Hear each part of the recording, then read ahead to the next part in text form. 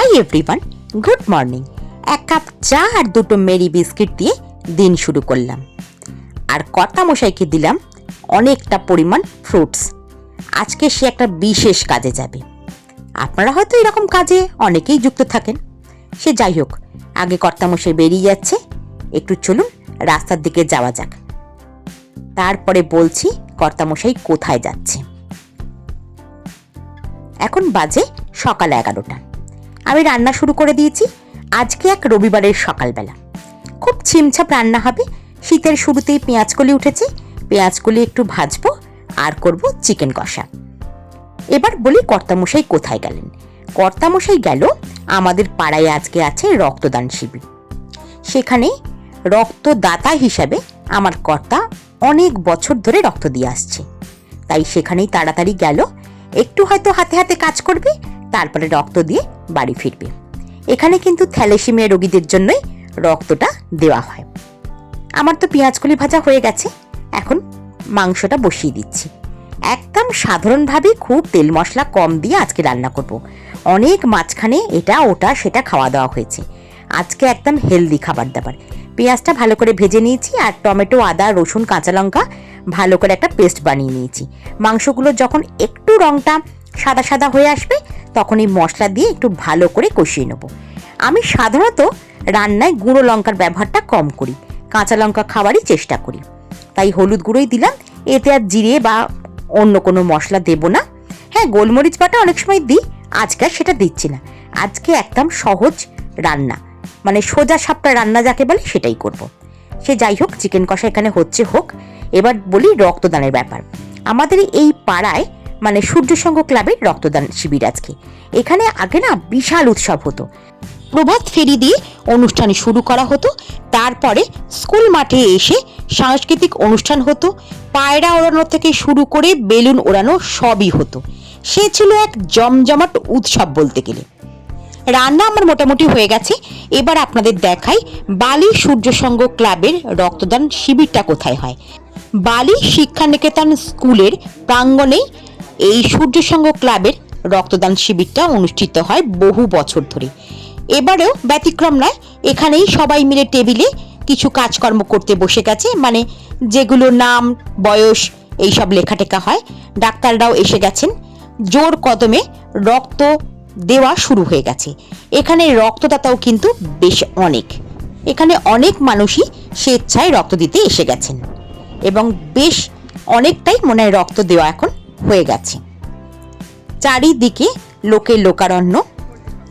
আমাদের সকলের মাঝখানে এসে উপস্থিত হয়েছেন বালির বিধায়ক ডক্টর রানা চ্যাটার্জি। উনি যেমন একাধারে বিধায়ক, তেমনি অন্যদিকে একজন শিশু চিকিৎসক।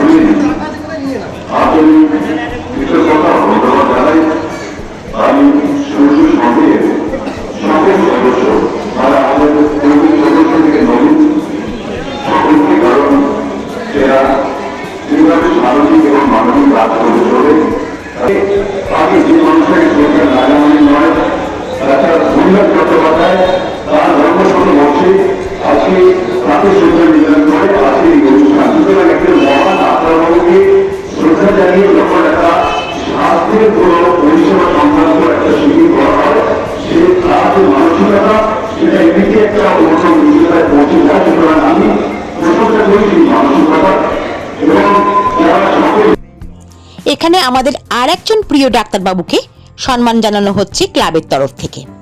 আজকে একটা শ্লোকের কথা খুব মনে হচ্ছে, বিদ্যান সর্বত্র পূজ্যাতে। আজকে এই রক্তদান শিবিরে বিনা ব্যয়ে চক্ষু ও স্বাস্থ্য পরীক্ষা কেন্দ্র করা হয়েছে।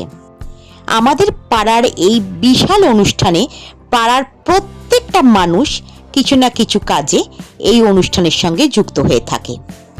আমরা সকলেই জানি রক্তদান জীবনদান।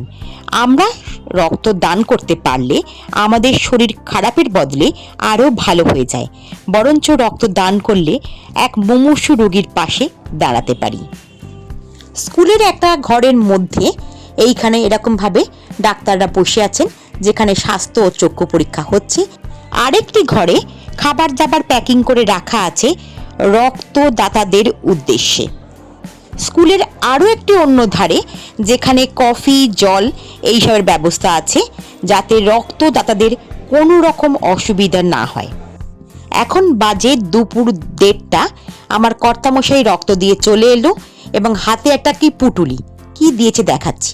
এই দেখুন, বিশাল বাক্সে কলা, আপেল, ডিম সেদ্ধ, মিষ্টি আর ওই বার্গার না পাউন্ডের মধ্যে কী সব আছে। আর গিফট হিসেবে দিয়েছে এরকম একটা সুন্দর টুকরি। এটা পুরুলিয়ার শবরদের নিজস্ব হাতের তৈরি। অবশ্যই এটা কাশি খাসতে টুকরিটা বানানো, একদম প্রাকৃতিক এবং দুর্দান্ত জিনিসটা। আর গিফটে দিয়েছে একটা ছোট তেল, একটা ব্রাশ আর একটা ভুজিয়া। এইসব করতে করতে অনেকটাই বেলা হয়ে গেছে। আজকের দুপুরের লাঞ্চ থালিতে আছে পেঁয়াজকলি, আলু ভাজা, চিকেন কষা আর একটু শসা। এই হচ্ছে আমাদের আজকের দুপুরের লাঞ্চ থালি। চলুন খাবারটা এখন খেয়ে নেওয়া যাক। খাওয়া দাওয়া সেরে কিছুক্ষণের জন্য ছাদে এসেছিলাম, কিন্তু ছাদে আর বেশিক্ষণ থাকতে ভালো লাগছে না। একটু নিচে চলে যাব, একটু রেস্ট করব বা গল্পের বই পড়বো, কারণ অনেকক্ষণ এসেছি ছাদে আর সারাদিন দৌড়ঝাঁপও করেছি, আজকে আর ভালো লাগছে না। চলুন ভিডিওটা তাহলে এখানেই শেষ করি। যদি ভিডিওটা ভালো লেগে থাকে একটা লাইক করবেন। আপনি যদি আমার চ্যানেলে নতুন হন একটা সাবস্ক্রাইব করে বন্ধুবার অনুরোধ রাখলাম। আপনারা ভালো থাকবেন, সাবধানে থাকবেন। আমি খোসবাড়ি পরম্পরার চৈতালি। আজ তবে আসি, আবার আসবো অন্য কোনো ভিডিও নিয়ে।